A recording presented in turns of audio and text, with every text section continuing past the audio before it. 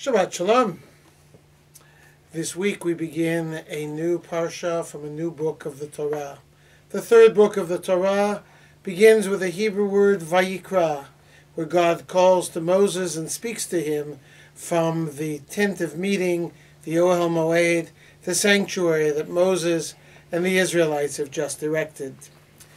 The rabbis refer to the book of Vayikrah as Torat Kohanim, literally the instructions to the priesthood, a sense that is conveyed as well in the English name Leviticus.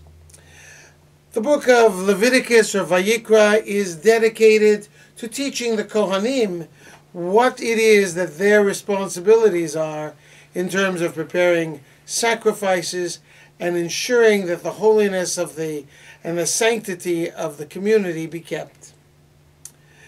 The Torah portion begins with God speaking to Moses and telling him, Adam ki yakriv mikem korban ladonai. If a person offers a sacrifice to God. The interesting word for the rabbis was the word Adam. There are several Hebrew words that could mean if a person. We could use the word ish or enosh or ben enosh. We could even use the word nefesh. But the word Adam, of course, reminds us of the first human being, Adam. And indeed, a Midrash tells us that the Torah uses the word Adam because when Adam gave gifts to God, he gave gifts that belonged to him. The whole world was placed in Adam's hands, and therefore Adam had every right to give back to God what God had given to him as a gift. And so the rabbis deduce from this that when we bring a gift to God, what we need to bring to God needs to be something that belongs to us.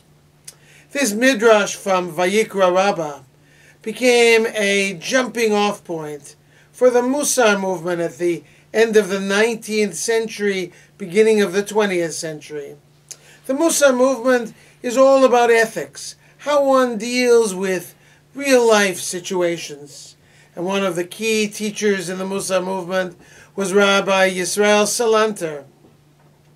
Story is told in a book by Zelig Pliskin of how Rabbi Salanter was once staying overnight at an inn. He went to wash, and he used very little water when he was washing. The innkeeper said to him, Rabbi, use as much water as you would like. Rabbi Salanter said, where does the water come from?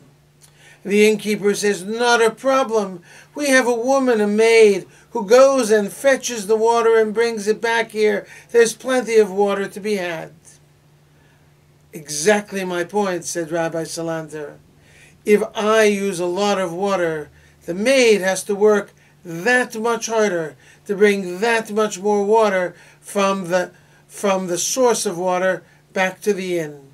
And so I'll use just a little, because otherwise I would, as it were, be stealing from her. In a similar vein, Rabbi Salanter was invited to a student's home, to a home of a former student for Shabbos dinner. The former student reminded the rabbi that his Shabbos dinners were exceedingly wonderful, that the dinner was long and leisurely, that there was singing and that there was plenty of food. Salanter said to his student, I'll agree to come, but please, for my sake, make the meal just a little bit shorter. As you please, Rabbi, said his student. At the end of the meal that Shabbat, the woman who was serving the meal, an elderly widow, came into the room. Rabbi Salanter apologized to her for rushing her through the meal. She said, Rabbi, this wasn't a problem at all. This way I get to go home earlier, get a little bit of extra rest, a little bit more time for myself and for my family.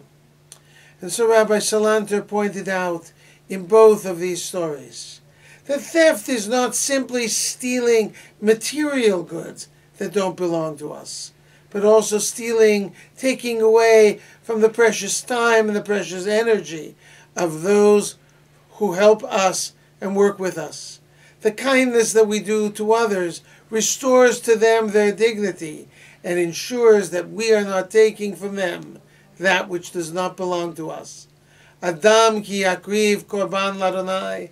A person who brings a gift to God must bring something that already belongs to him or her, and not take anything that belongs to someone else, even to perform a mitzvah. Amen.